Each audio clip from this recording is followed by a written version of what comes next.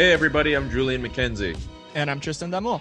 Welcome to the Scrum Podcast, episode 88 of our great show, our illustrious show, our award-winning show. We are on the Zoom, Kevin Laramie producing, of course. This week, we are going to be speaking with Avry Lewis-McDougall. You may know him on Twitter at Avry. He has his own sports show, the Brad and Avry Hour. He's doing stuff with Sky Sports. Mr. Edmonton, as I like to call him, because he reps for his city, of course, and his city was in the news. So last week you may have heard our episode with Sam Fortier of the Washington Post, where we were discussing the Washington football team.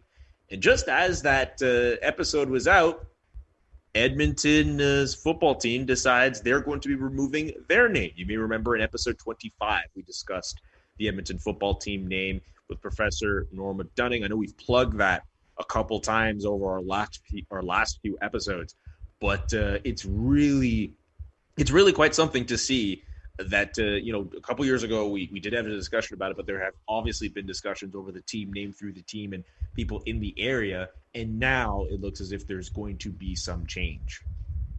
Avry, probably the broadcaster the most known for wearing a fedora in 2020 of all years. But he gives us some really good insight from Edmonton about what it is, about how the fact that they've tentatively renamed to EE football team could mean something, and the cost-cutting implications that a new name with that EE kind of can bring the CFL context. And we had to talk about Edmonton being a hub city for the National Hockey League. We have a little bit of a discussion on that as well. And after that, we have a second segment, a little debrief segment. But we really go into women's sports, their place in the sports media landscape, because the Scrum is we're known for talking about the sports media landscape in Canada. We opened it up a little bit to North America. We give a few shout outs, and we give our opinions. It's a pretty jam-packed episode. So if you're into women's sports, you're into Edmonton, and you're into fedoras with red jackets, we'll explain that in a moment. This is the episode for you. So without further ado, take it away, Mr. Edmonton, Avry Lewis-McDougall, the fourth. Hey, my name is Avry Lewis-McDougall. I am a sports podcaster and writer out of Edmonton, Alberta. I am the web host for Edmonton Singers in the CEBL. I host Avry's Sports Show and the Brad and Avry Hour. And I am also a correspondent for Inside Super League on Sky Sports Arena. Mr. Edmonton, Avry Lewis-McDougall joining us on the Scrum podcast. Thank you so much for taking the time. Your city has been in the news over the last few days. We want to talk about the Edmonton football team. Our last episode with Sam Fortier of the Washington Post, we were talking about the Washington football team, and as we were getting the rollout for our latest for our past episode, the news broke out about the Edmonton football team changing its name. Right now they're the EE football team, but they've gotten rid of their past moniker. Just to kind of start off here, what were your initial thoughts when you heard that the Edmonton team was going to get rid of its old name? There have been rumblings for a little while. I know the team actually trademarked Edmonton Empire back in 2018 as a possible Plan B name, which it will not be using after all, according to President Chris Presson. But I heard rumblings for quite some time that the name was going to be eventually changed. I wasn't sure what timeline, be it this year or 2021. But as the rumblings grew more and more, you kind of sense that they wouldn't go into this year, if there's a year, with that old name. So it wasn't surprising at all. But I do know that with the team, they are going to try and at least keep the EE name in some form. I know they want to keep that, and they do want to keep the colors of green and gold into the future. So, Avry, you're on the ground, you're in Edmonton, and I guess the feel here that we want to know, we're curious to bring it to the whole country, is how do Edmontonians feel about this? I would feel, Tristan, I would say it's split down the middle 50-50. There is a direct fan base that is saying, this name wasn't racist. It's all cancel culture. There's only people who like football who want the name change. And even got the other half who are saying, you know what? if this name offends people, then yeah, it was time to change the name. And that group includes Warren Moon, who you could say was Mr. Edmonton football himself back in the 80s and 70s. Even he is saying if the name offended people, then change it. So it is a very down the middle thing. And my point is that if the name was one that people felt was discriminatory, and I feel it's better to get ahead of it than be like what happened in Washington, where you had the entire world calling out your name. Get ahead of it now and change it now, then have that backlash of the entire world saying your name is racist in my mind. We did an episode, how many episodes ago, about the Edmonton football name. We spoke with a professor from the University of Alberta, Norma Dunning, about the name, and she mentioned that basically the old moniker was just kind of an antiquated name of describing the Inuit population. And what I'm just curious about, you were talking about the opposition that has come towards the name over the last little while. I'm just curious how much of it you've seen from Indigenous groups, namely the Inuit people in Edmonton.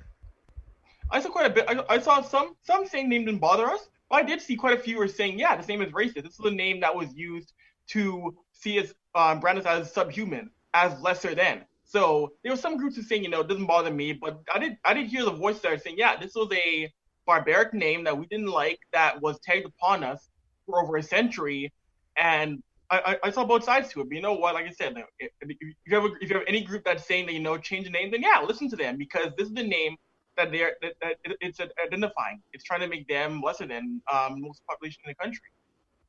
We were talking about Washington a little earlier, and as much as we'd like to say that Canada and the CFL is its own thing, it's independent from the U.S., it's inevitable. We have to talk about Washington. So in your mind, how much has it been, the Washington NFL announcement, how much has it played in Edmonton's kind of, I want to say swift change of pace when it comes to it, because last season or last year, it seemed like they were all in on keeping the name. Right. No, I would say that the Washington change definitely played a factor, because if you talk, I'm sure if you're Chris Preston, if you're anybody in Eskimo's locker room or Eskimo's front office, they didn't want to be on network TV being told every single day, not just on say a CBC or Sportsnet. They didn't want to end up on say like a CNN or an ESPN being dragged for their name and that kind of international bad press. So IC definitely made a change in which they were going to change the name, and they may have planned to change the name after the season or maybe next year. But I think that changed their timeline to say, okay, you know what? Washington's name is gone. We got to change our plans from maybe making a name change in, say, December or January to next week. Days before the announcement, Edmonton put out a statement saying that they had spent the last 3 years consulting Indigenous groups and conducting research with their name. And I think a survey for the team kind of went out in the last little while, and a lot of people are kind of ridiculing some of the questions that were being asked. I don't know if you came across that survey. I did, yeah. A friend of mine who's a season ticket holder sent it to me and said, Avery, you got to look at this and fill out yourself. So I did it myself, and some of the questions to try and paraphrase and try and put it into words how I saw it. It would be a question that would say, do you agree with the name change? Yes or no or unsure. And the follow-up question would be kind of like, oh, but do you know this name represents history and strength? Almost like it was kind of bullying you into, do you really want a name change? I felt that was very intimidating. If I was a fan, it would feel like, I'm being intimidated or bullied into not wanting a name change. I felt it was a very strange survey to give to a fan base. Well, Edmonton's financial situation right now isn't so hot. They lost over $1 million last year. There's no guaranteed they'll play, or if they do play, how much money they'd want while exclusively playing in that hub city that was announced a few days ago in Winnipeg. Yeah. How much does this financial situation kind of impact a possible name change? And I want to bring back to the whole EE, right? The fact that they're still, it feels like that door to use that logo they've been using for a while is still wide open. CFL teams don't make money hand over fist like NFL franchise does. The worst NFL team makes triple of what the best CFL team does. So I can see why Eskimo would say, yeah, we want to keep our EE look and the colors to avoid having to spend $3-4 million. And that's why you're going to see probably this team reverting or going to, say, Edmonton Evolution or Edmonton Elks to keep that, save a little bit of money for the franchise. The next question we want to ask you, we were talking with Sam Fortier of the Washington Post, and we asked him this question regarding the football team in the DMV area. What do you think the reaction is going to be in Edmonton going forward over their name and whatever the name ends up being? And what do you expect the reaction to be like when they eventually play their first home game back at Commonwealth Stadium? Don't they have like a new name now? It's like something Field at Commonwealth Stadium now. Yeah, like there's a really weird trend of saying insert field at insert stadium, Yeah, which it's to so me I feel weird. is redundant. I don't understand why we're doing this now. Yeah, it's the brick field It's at Bridgestone. That's Commonwealth what I'm trying to Stadium. remember. But yeah, I think at first, no matter what the name is, people are going to resist because it's something new. It's not their old name. But over time, listen, it's the same team. It's the same colors. It's the same stadium. They're going to come to embrace it over time. It may take a few weeks. It may take a few months, but they're all going to eventually come to accept it and embrace the fact that, hey, it's their team. Edmonton Evolution, though, you brought that up as a name. I kind of dig the EE. I mean, if it still fits with the EE, I kind of dig Evolution. I'm not sure if you've kicked around different possible names that really could stick. Elks, I guess, kind of works. I'm not sure. Empire, I thought would have been it, but they don't even have the trademark for that. No, exactly. You mentioned Elks, though. I mean, Elks, well, actually, it's history, too, because in 1922, the Edmonton Elks went to the Grey Cup against the University of Toronto. So there's some history behind Edmonton Elks, which I love. That's a fair assessment. Avry, we can't not have you on right now. You're the man in Edmonton and not talk about the news that Edmonton is a hub city for the National Hockey League. I guess for my question for you right now is, were you surprised that the NHL chose to have the hub city in first off in Canada, because we look at around the sports world right now, and most of the hub cities, most of the bubbles aren't in Canada, Right. and Edmonton of all places. It didn't surprise me they went with it, though. At first, I may have thought, okay, they're going to probably go with, say, Chicago or Vegas or Boston and Vegas to try and have that east-west thing. But as the cases of coronavirus kept on spiking and spiking across America, I thought to myself, it's got to be in Canada. It's got to be either Toronto and Edmonton or Vancouver and Edmonton.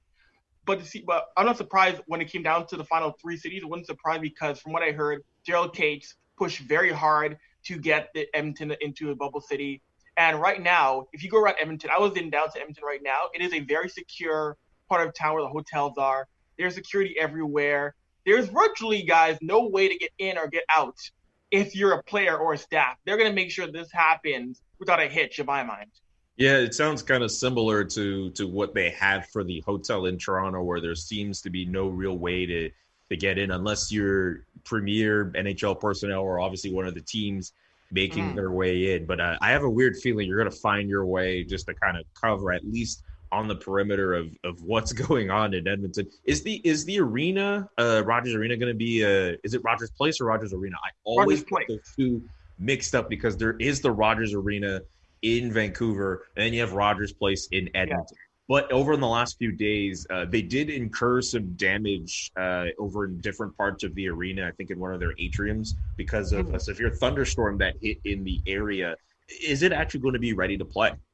It will be, yes. OEG has said that it'll be ready to play, and that area that was hit was the front entrance, which is nowhere near the ice plant. It's nowhere near the rink of the arena, and that door was already closed for weeks beforehand. So that will have no effect on play at all. That'll be taken care of well before July 28th for the first exhibition game, which is Edmonton-Calgary.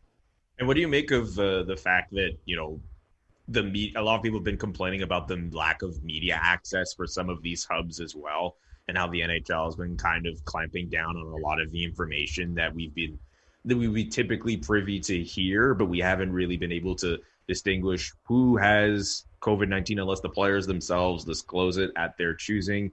And now only a select few media members are going to be able to go into these hub cities and not just hub cities, but into these arenas to cover these games and provide information. What do you make of the lack of media access that seems to be on the horizon for these hub cities in the NHL? I wasn't surprised at all. I tried to get accreditation. I didn't get it. Unfortunately, I wasn't surprised and get a pass to go in. But at the same time, understand, yes, independent journalism is important. I see the point of wanting a voice that's not NHL controlled in that bubble. more often. But at the same time, it is a pandemic as well. This is a severe health situation. So you want to keep the bubble as tight as possible. And, of course, you want to make sure the players are safe. I think it goes both ways to protect the reporters also, too, because you never know. There could be a player or a staff member who's asymptomatic, and there could be a high-risk reporter or high-risk broadcaster. We don't know who could be affected by that. So I think it goes both ways in trying to keep the players and the staff and the media safe as well as much as possible. So you know what? It's hopefully this access of restriction is hopefully going to only be for this year, and hopefully next year we can open these up back again for more independent media access in all arenas. We only touched about that specific topic a few weeks back in another episode, J-Mac and I. So I'll open the question to you, Julian, as well, and maybe we can have a little thing on that. That NHL tournament is very unique when it comes to the different things that we're seeing. I'm an MLS reporter right now. It's a tournament that some games have counted for the regular season, and now we're in the knockout stage, and it doesn't. The NWSL has this other thing where this tournament is their season. We're seeing MLB with the shortened season type thing. And then the NHL just dropped their entire season, and then all of a sudden we're in the playoffs. What do we think of that? I always felt it was going to be tough to try and resume their season again for hockey. It would be really tough to try and pull that off. But, credit to MLS. They are finding a way to get the season resumed again in Orlando. I wouldn't do Florida. That would have been the last place on earth I would have had my season restart. If I was Don Garber, if I was MLS, I would have said, listen, we got a nice, shiny arena in Vancouver and put it all in BC place, because I personally feel MLS would have been more receptive to the restrictions of put in place by BC than the NHL. But I feel like with what happened with Nashville and Dallas, you should have held MLS tournament in BC or not in America in general, in my mind, guys. Well, to bring that up, it's funny because I just before we got on air, Tristan and I were just kind of talking about what the next phase of MLS could be once this tournament is over. Mm-hmm. Already you're seeing the decision posed by the Canadian government not allowing the Toronto Blue Jays to play home games at Rogers Centre. There's that name again, Rogers Centre this year, which means that Toronto essentially is going to have to play in Buffalo this year. How is that going to work out for MLS teams? I don't see them getting the clearance to go play games, at least in their own home venues. And even if it got to that point where they did, would playing at BMO Field in Toronto, would that be a viable place? And Tristan brought up the idea that, it's unlike the Wild World of Sports complex in Orlando, it doesn't have all those fields to be able to support all those different teams coming to play. And I'm not sure if having games in neighboring areas like Hamilton would also make sense in that way. It playing at BC Place in Vancouver, is that a bit of a similar track?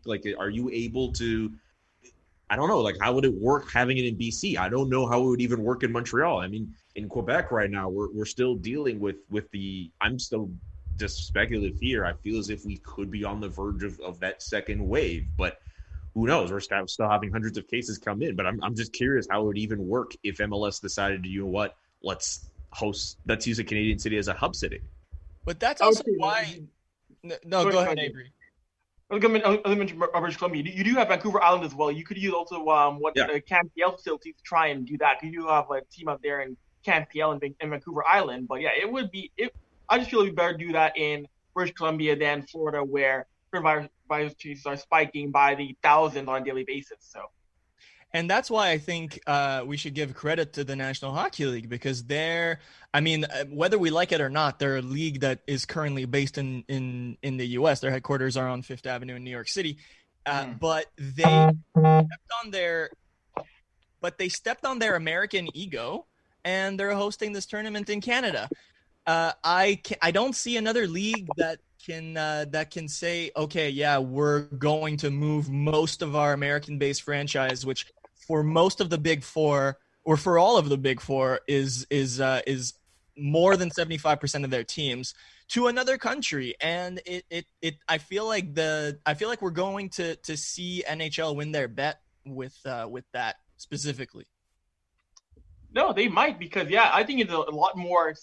Well, I don't say it's a lot more safer, but it's somewhat better handled in Toronto and in Edmonton than New York or Orlando, where leagues are trying, because Edmonton has been over time. Edmonton had a case come up again, but over the past few months, Edmonton has had a better handle on things, and there was a much cleaner plan in place to ensure the safety of their players and staff than what we've seen, Dan, with the MLS, WNBA, and NBA. We've been also following some of the different stories that have kind of come out of the NBA's camp, where obviously they've been able to start their scrimmages, but we've heard a lot of the videos of J.R. Smith complaining about his hotel room and realizing he didn't pack enough underwear, and trying to remember the member of the Sacramento Kings who unfortunately got ousted from the bubble because he had to go pick up a delivery. Lou Williams is in the news because he left for reasons. Kind of fun story. Well, quote unquote fun stories here in the NBA. What do you anticipate hearing on the NHL side in terms of the players and how they'll kind of act in the bubble? I'm kind of curious how they're going to quote unquote behave. I mean, is it really going to get to a point where the quote unquote most salacious thing we'll hear is what the players are going to end up wearing? Like the Toronto Maple Leafs said, like they're not going to have a dress code coming in. I'm just curious what you think about all this, Avery.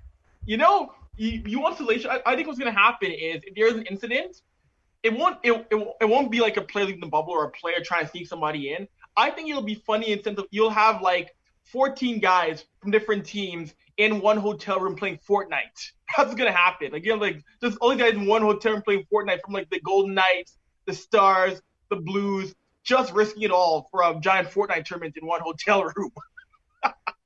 Patrick Laine in that hotel? Yeah, he is here. Yeah, he'll be here. So we already know who the ringleader of a Fortnite game would be. Yes. He'll definitely be Patrick Laine here with. I never be quite funny if you hear like breaking news. 10 guys in the Dallas Stars found to be in a hotel room with 10 Winnipeg Jets playing Fortnite. Series in jeopardy going forward. Oh my God. Although they're not in the bubble right now because the Wolves are not a good team right now. But I would have loved to see like a bubble matchup between like a Laine and like Karl Anthony Towns or something. Yeah. Like on a Twitch stream something. I would have liked to see that, but whatever. I guess Cat has more time on his hands now. Yeah, I can imagine. Avery, I think that's pretty much it with you, man. Thank you so much for answering all of our questions about what's going on in Edmonton. We couldn't do an episode on Edmonton sports and not check in with Mr. Edmonton. Yes.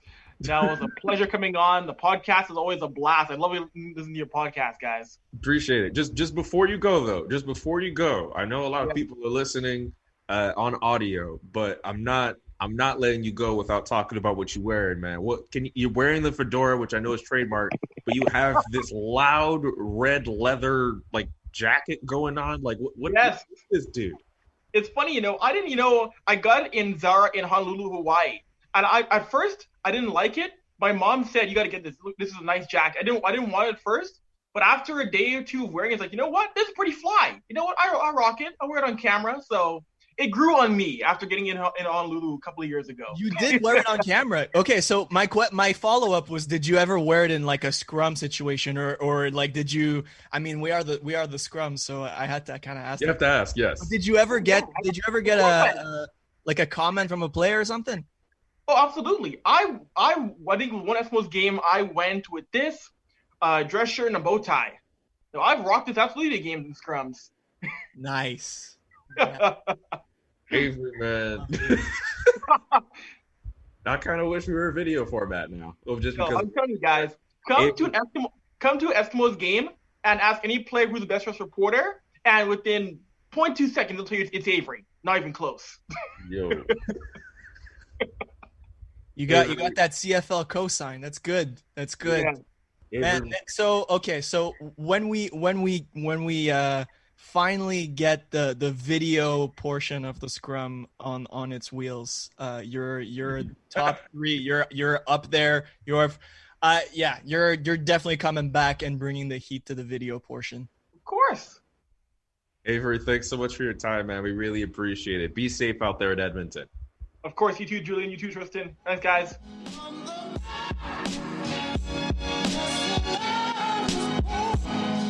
And this was Avry Lewis-McDougall. Thanks so much to him. As you can tell, I'm not used to leading off those debrief segments. We're just trying to try something. I'm trying my best, okay? I'm trying my best. Oh, but you know what? I'm gonna go first. I'm gonna go first take.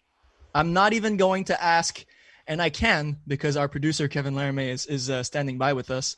I'm going to live with it. I'm going to live with my mistakes, and this is how we're gonna do it.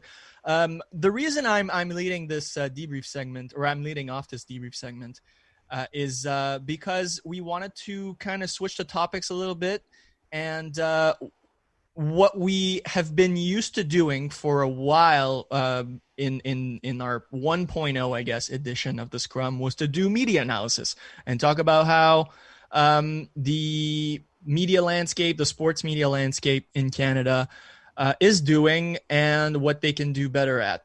So this is kind of a return, if I may say so, to that.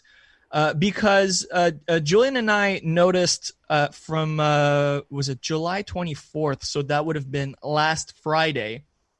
There was a tweet, and credit to Sportsnet for the top of her game initiative that they've been doing. It's just sometimes I not take offense to it, but I feel a little weird about it.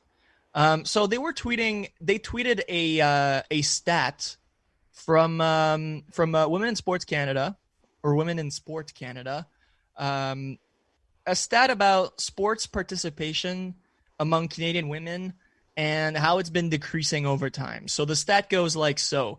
In 1992, over 50% of women aged 15 or older were participating in sport. In 2010, sports participation among women dropped to 35%. And in 2020, sports participation among women dropped 18%. Now, this is I'm not arguing against Sportsnet to publish this stat at all. I'm not against that. I'm saying that it is a tiny bit ironic for a major network who doesn't really, at least I haven't checked their grid as of the time we're speaking right now, but it's not like there's a whole lot of sports, a whole lot of women's sports on Sportsnet right now. So while I do appreciate that they're pushing stats among this and they're talking about issues about women's sports, I did feel a little weird, and we were having that conversation off air, Julian, and I'm going to bring out other stuff because there's other stuff that we want to talk about, but I wanted to know your thoughts about that tweet, what you felt seeing it. I'm really intrigued at how that number was as high as it was about 2 decades ago, and now it has gotten so low. What was the sports landscape like where as many girls as they were, over 50%, were participating in as many sports, and what has happened since where that number has trickled down as much as it has? Because now we're seeing, at least through the internet, there are people trying to advocate for much more coverage of women's sports. We're seeing the WNBA, they're resuming their activity, and they're in a bubble, and we're seeing some of the men's players on the NBA side, show out and try to support the league.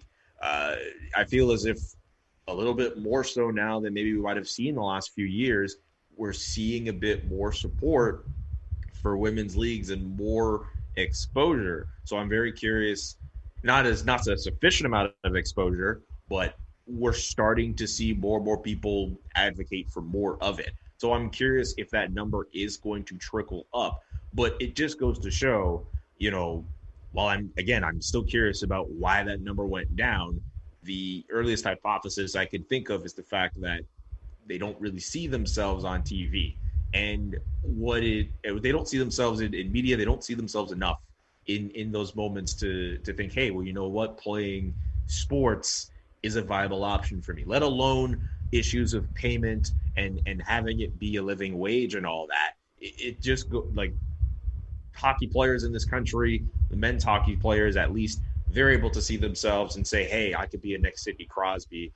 It can't be that for women's hockey players or for women's soccer players seeing themselves play for their national country for 4 years. That can't be enough for them to say, oh, I want to be the next Christine Sinclair. Oh, I want to be the next Marie-Philippe Poulin. Like, it needs to be at a point where it could be a bit more consistent to say. So I think we're at a point now where a lot more people want to have more exposure for women's sports. And even, you know what, I will stop saying just women's sports, just to have that part of sports just kind of amplified a lot more.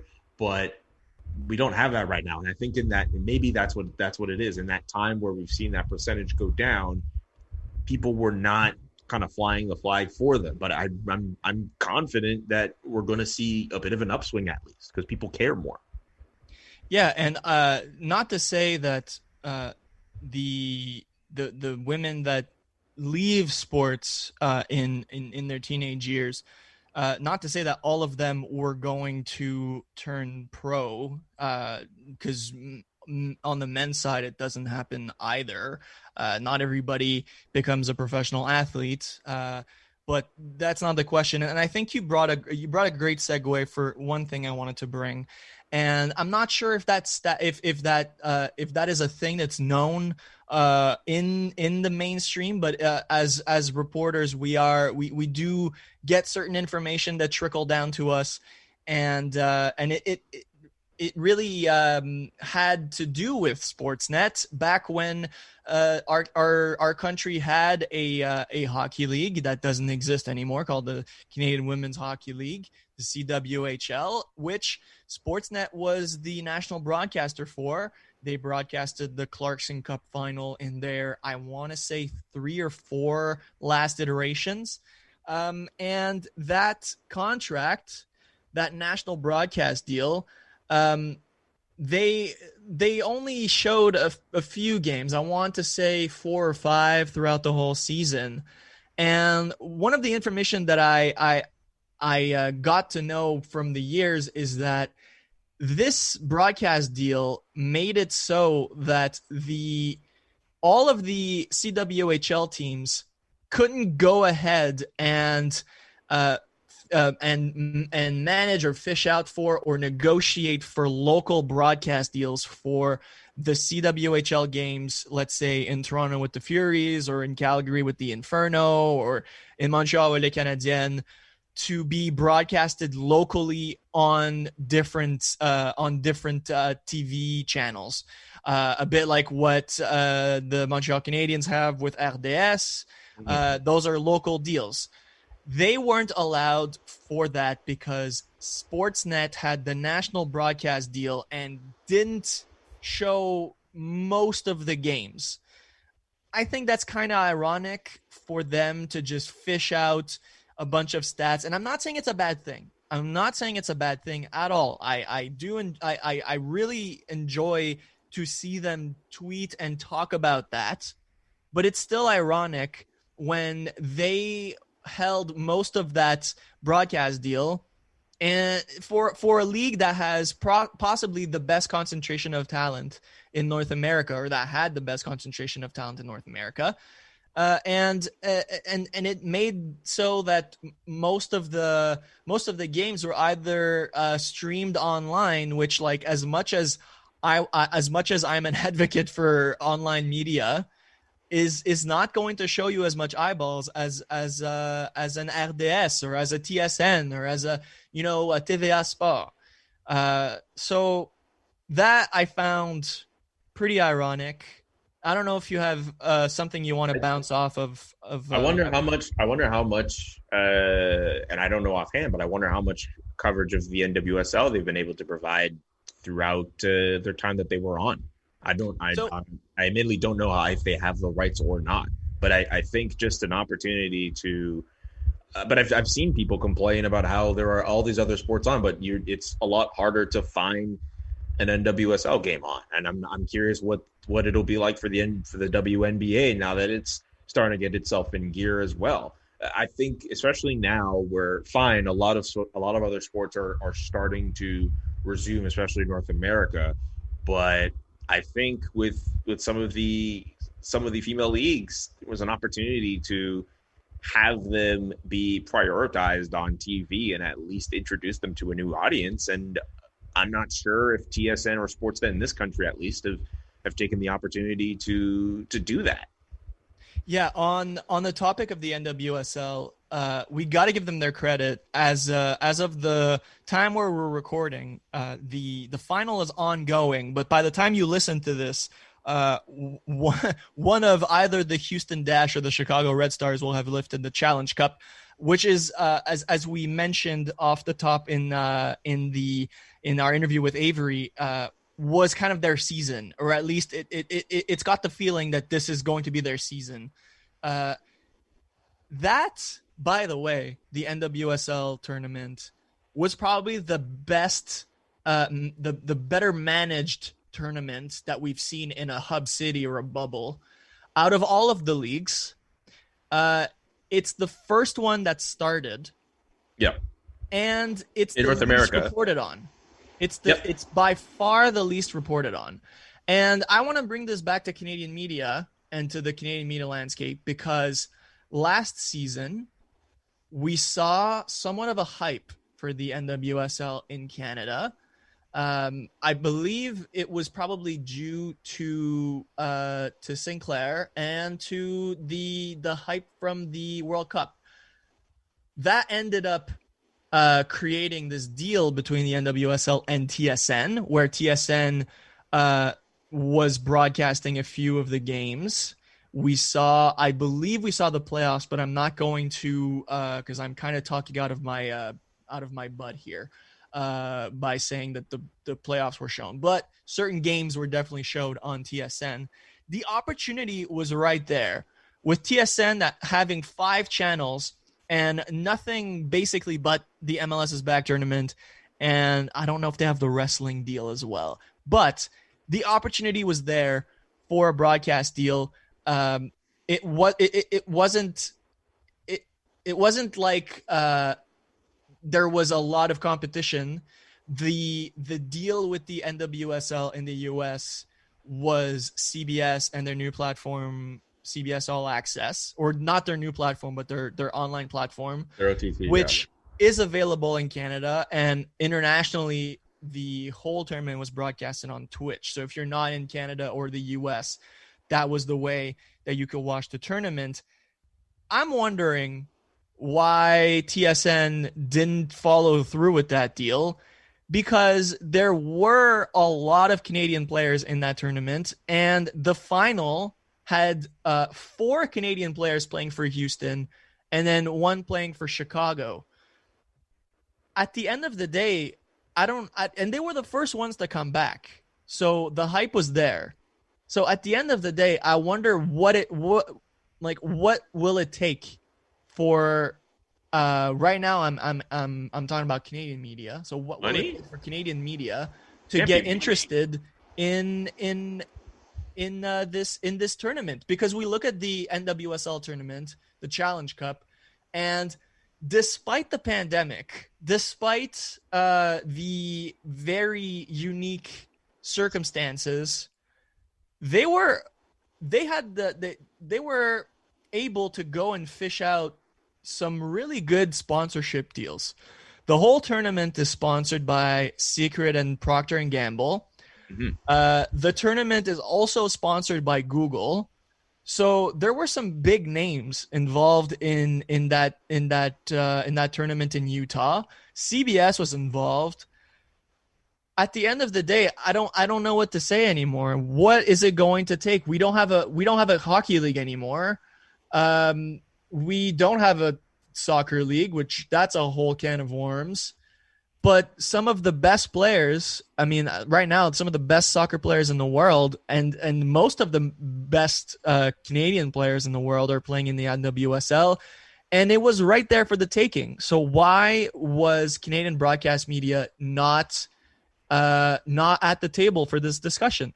I'll throw in another aspect of media that I think also should deserve some criticism as well, and I'll bring this up because Diane Matheson, formerly of the Canadian national team, brought this up on our Twitter a couple of days ago, and I'll just read out her tweets. She tweeted at the Globe and Mail, just asking about why there's no coverage for the NWSL tournament in their paper. She wrote out that she continually reads in their sports section about the sports not happening yet, and asking, hey, could you cover those that are, which namely, of course, the NWSL tournament. Half of Canada's women's national team playing in the NWSL, they're in Utah, and there would seem as if on the print side, there seemed to be some dissatisfaction as well. And I'm not sure, I mean, there's no excuse for us. And I say us because we're all in media. I mean, we have Canadian representation in those leagues. We've recognized a lot of those names from seeing them play international football. Like, we don't really have much of an excuse on this one. And if you want to save money, I mean, again, Diane brought it up. We spent a lot of time trying to write stories about leagues that weren't up at the time yet. I think that in this pandemic, Canadian media did not do what it needed to do to cover those leagues sufficiently or make them a priority. And I know there are people who are going to be like, oh, well, there aren't as many people who care about those sports versus some of the other ones led by men. But then now you bring in the whole chicken versus egg debate, where you go back to something like the World Junior Championships of hockey, where people didn't care about it, but TSN put enough attention into it and now made it into a Christmas tradition.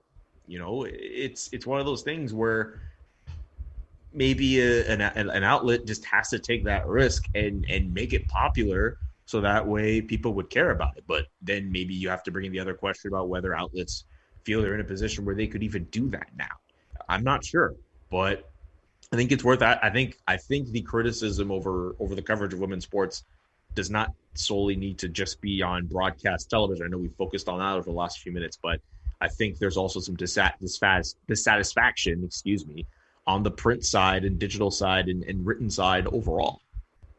I'll open the discussion back up to North American media, because I do think that when you brought up a really good point in TSN being a big part in the World Junior Championship, and I need to give massive props to The Athletic for letting Meg Linehan be a full-time writer for women's soccer.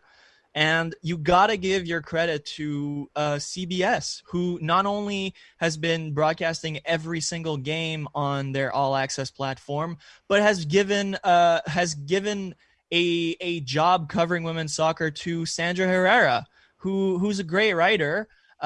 She was a blogger for a long time, and now she was covering every single game. She was on the post-game broadcast on CBS All Access. Sometimes it needs. Sometimes we need to have some sort of a kickstart like this, and quite frankly, we haven't seen that from Canadian media.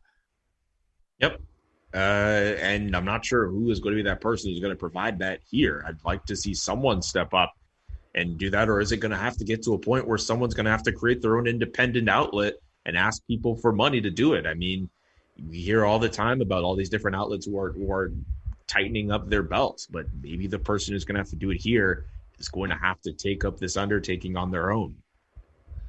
Yeah, it's going to be tough. I mean, like when it comes to independent media, it's always going to be more difficult. When it comes to finding money, because starting from scratch, you need something attached to you to like really break into the mainstream. I'm not saying it's impossible, but I would like to see one of the big media organizations in Canada at least give, because I think The Athletic, what they did was great, because they gave they attracted an all-star, and basically now Meg Linehan becomes a meme where she's, there's shirts that says, Meg, when is the schedule out? And like, it starts from this. It starts from one big outlet saying, okay, this is our person, go and check that person out. And not to say that there's plenty more like Meg Linehan's in North America. It's just about supporting them and making sure that they can have enough to not only do this full time, but to take as much effort as they possibly can without having to focus on other things that we all know in broadcast media or in just media in general. It's pretty much. And it's not as if Canadian soccer fans or anyone beyond that who's watched some semblance of a sport over the last 8 years needs to get all that, maybe not all that acquainted, but I don't think it's that much of a stretch to make some of the Canadian soccer personalities all that vibrant, because I think there are still enough recognizable names that people could get behind and care about. So I don't think the work that broadcast media or print media will have to do will have to be that arduous. But maybe I'm just speaking from an outsider's perspective, and I don't know how much it would have to do. But I mean, everyone knows who Christine Sinclair is, or everyone should know who Christine Sinclair is. People should care about a player like Jesse Fleming or a player like Jordan Haitema.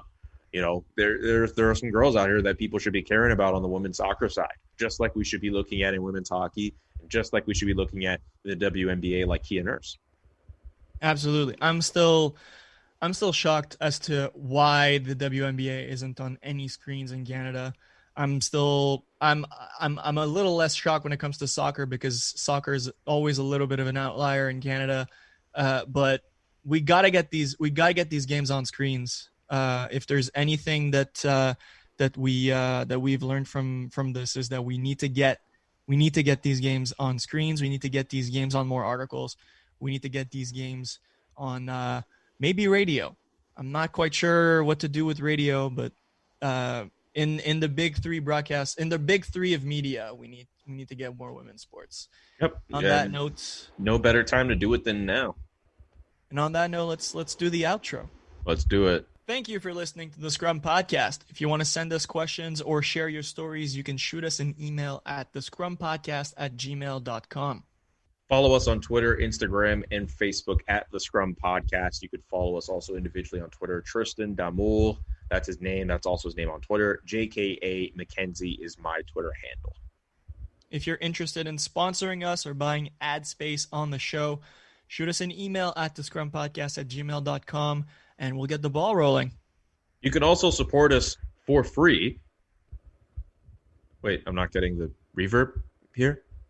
You can also support us for free. Nothing?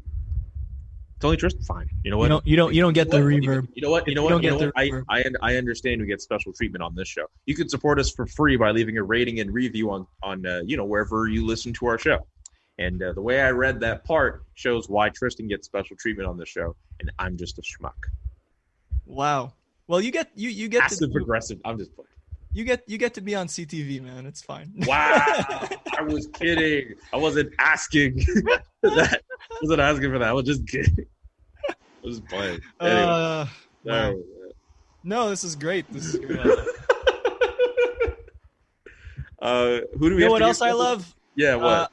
I love the fact that we get to use music off of Cooper Richardson in our intro. You can check out. Many thanks to him. You can check out his SoundCloud. It is the link in the description. This show is produced and edited by Kevin Laramie as part of the Sports Podcasting Network. Thank you very much for your help, as always, Kevin. Thank you so much for producing our show, putting up with us as we go through these long tangents and hilarity and all of these other wild moments we have here on the Scrum Podcast. You can find out all of the other network shows at sportspodcastingnetwork.com, including Soccer Today, hosted by Kevin Laramie and Dwayne Rollins. I'm jealous. He got the legend Benny Feilhaber on his show a few days ago. You can go check that out in the archives. It's not too far back. But J-Mac, always a pleasure. Likewise.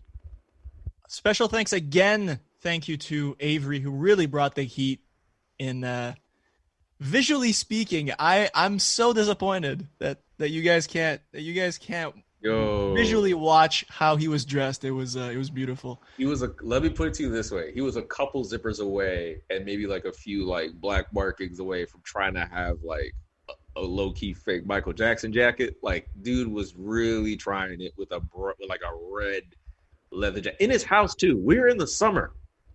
You know what I'm saying? Like everyone here is wearing t-shirts on the Zoom call. Dude is the only man wearing a jacket. He kind of gave me that like Eddie Murphy Delirious vibe. Yeah. You know what I'm saying? Like, dude, maybe he's got some AC in his place, but you don't have to wear a jacket. But you know what? It's all love, Avry. Coming from a jacket enthusiast, I really liked his fit. I wear suits too, and I rock the fit. I just found it was just real funny that dude was wearing a jacket inside. Anyway, so on the note of wearing jackets inside in July. I just hope he didn't look as if he was too hot in there. I don't want to give the impression that dude was going to suffer a heat stroke wearing this jacket. Just poking fun at our good buddy Avry. So how to end this? We'll be back. We'll be back very shortly with episode 89, another episode of the Scrum. We're 11 episodes away from our centennial. Let us know what we can do for episode 100. But in the meantime, we'll hear you all next time.